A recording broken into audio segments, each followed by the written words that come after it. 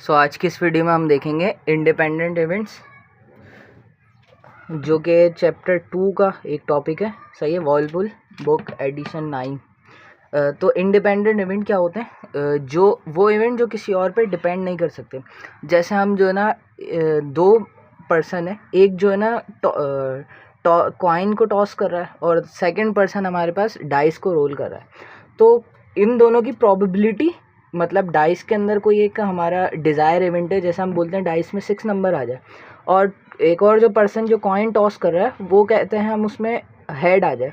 तो इन दोनों की प्रोबेबिलिटी एक दूसरे के इवेंट पे डिपेंड नहीं करती कि अगर इसके कॉइन के अंदर हेड आ गया तो डाइस के अंदर 6 आ जाएगा। सही है, इन दोनों में कोई रिलेशन नहीं है। तो दीज आर द इवेंट्स जो कि होंगे इंडिपेंडेंट इवेंट। अगर हमारे पास कोई डिपेंडेंट इवेंट होगा, मतलब जैसे कि हमारे पास कोई अगर बॉक्स है, हमने उस बॉक्स में एक बॉक्स है जिसके अंदर हमारे पास 2 ब्लैक बॉल्स हैं और 3 वाइट बॉल्स हैं। सही है, तो पहली बॉल मैं पिक करूँगा। सही है, एक पर्सन ने आगे पहली बॉल पिक कर ली, तो उस बॉक्स में से उस ब्लैक बॉल पिक करने के चांसेस क्या होंगे?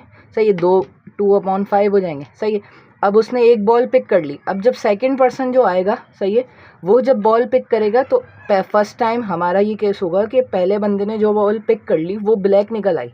तो अब जो सेकंड पर्सन पिक करेगा उसके ब्लैक पिक करने के चांसेस हो गए 1 में से 4, क्योंकि एक बॉल वो पहले ही पिक कर चुका है।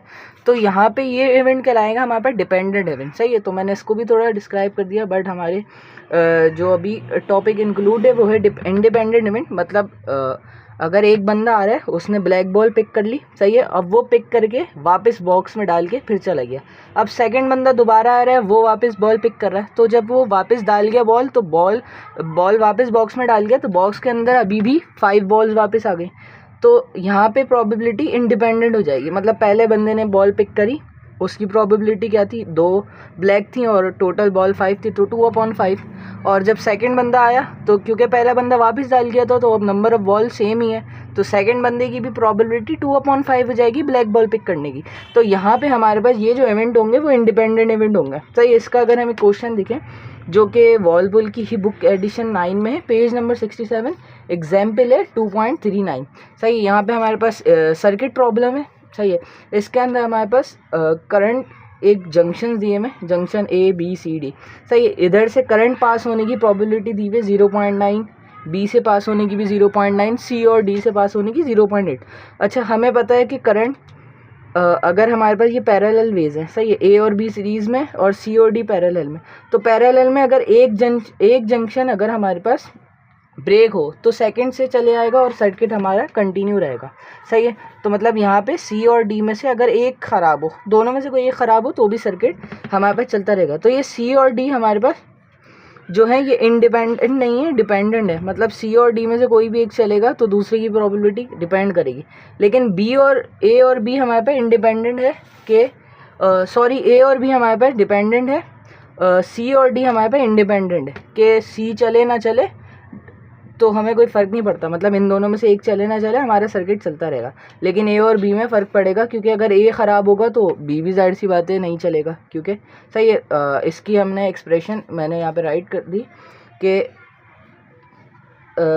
P of A intersection B। सही है, ये हमारे पे इंडिपेंडेंट इवेंट की सही है, जब अगर इन दोनों की प्रोबेबिलिटी का प्रोडक्ट होगा। सही है, इन दोनों की प्रोबेबिलिटी का प्रोडक्ट होगा A इंटरसेक्शन B। सही है, A इंटरसेक्शन B अगर मैं ग्राफ में देखूं तो this is A, this is B और A इंटरसेक्शन B। सही है, ये बराबर होगा A मल्टीप्लाई बाय B के।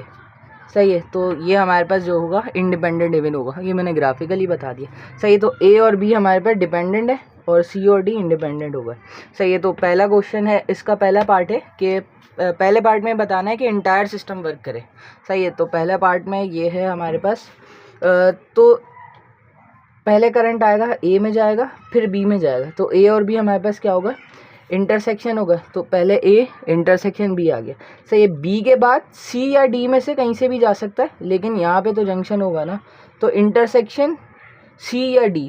सही है, तो इंटरसेक्शन, अब C और D हमारे पर इंडिपेंडेंट नहीं है। सही है, तो इसलिए यहाँ पे यूनियन आ जाएगा। सही है, तो ये हमारे पे इंटायर सिस्टम की प्रोबेबिलिटी हो गई। अच्छा, हमने फॉर्मूला देखा तो P A intersection B intersection C union B, सही। जहाँ जहाँ इंटरसेक्शन आएगा उसको हम प्रोडक्ट में लिख सकते हैं, सही है। तो P ऑफ